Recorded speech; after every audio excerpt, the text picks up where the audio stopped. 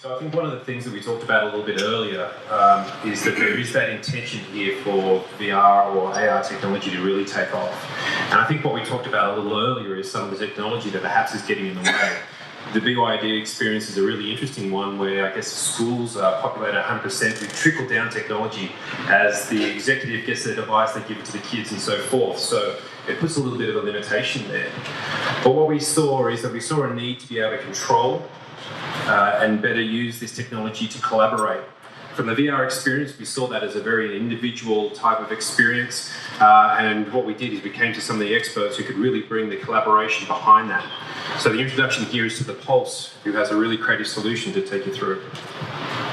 Thank you. You missed the next 4 points. Do you want to? So Samsung and the Pulse have been in a collaboration with an education platform for the last year and a half. Samsung provided seed funding for the Pulse to get our IQ platform to bigger stage. So what is the reality of virtual reality in education? The fact is there is a platform out there that works every time, and it's called the PulseIQ, which happens to be ours. The virtual reality is the future of education. It's not going away. It will be there. It's not going to take over education, but it is going to be a major player. So our virtual reality education and training platform, we will be showing it down the back later. So I'm just going to go through some of the features really quickly. The exciting thing about this is that it removes a lot of the pain points that you will find using mobile solutions in the classroom. Some of the exciting ones are there, yes, synchronized playback, multi-user collaboration, remote access. Yes, you can create and upload your own content. We have integration with LMS systems, with data analytics. We've been working with an IT company for the last 2 years to make sure that this is works with your IT infrastructure in schools. So there's AD authentication, there's security, there's support for your phones. So we have worked with schools and students and the education department, hi Joe, to really drill down what are the pain points, what do teachers want in virtual reality, and what do students need to work with. So just to drill down in some of those functionalities, synchronized playback. There is a teacher tablet or a facilitator tablet that controls the headset so that the teacher can have full visualization of what's happening in the VR space and what their students are watching. The teacher or facilitator can put people into groups and watch real time each group,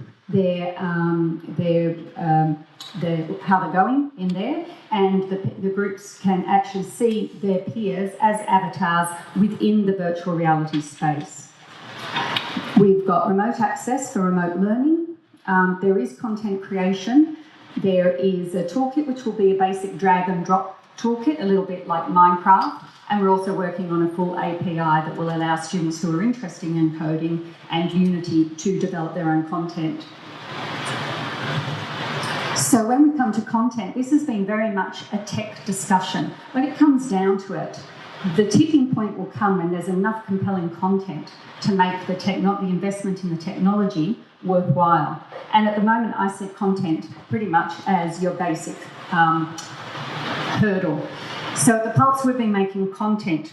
We've been making WOW for 20 years. We've created the largest shows, the largest spectaculars, the largest projection mapping in the world. And for the last 3 years, we've been creating WOW in virtual reality.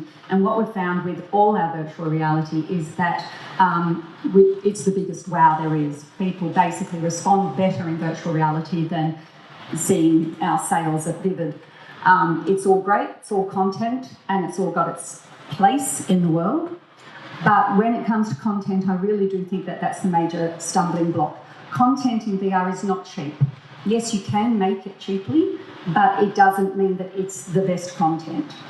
And so until we have a way and a commitment from the government and from corporates and from the private sector and for everybody to fund good content, then with the tipping point, Pradeep, you keep talking about, I really worry that without it, we will see another decline because People don't want to see bad virtual reality content.